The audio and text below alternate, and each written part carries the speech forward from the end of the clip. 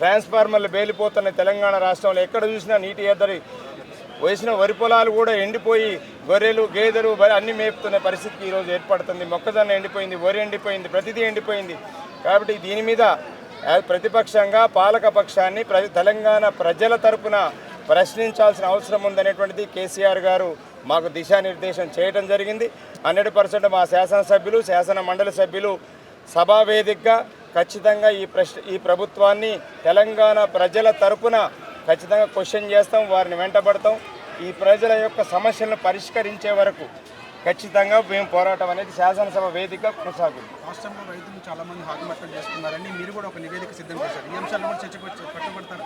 రైతులు అనేక రకాల సమస్యలు ఎదుర్కొని ఈరోజు కనీసం రైతు బంధు ఇచ్చే పరిస్థితి లేదు, రైతు బీమా ఇచ్చే పరిస్థితి లేదు, రైతు బీమా కట్టాల్సిన ప్రీమియం కూడా చెల్లించని ఒక దౌర్భాగ్యమైన పరిస్థితిలో ఈ యొక్క రేవంత్ రెడ్డి ప్రభుత్వం, ఇందిరమ్మ రాజ్యం ఉంది.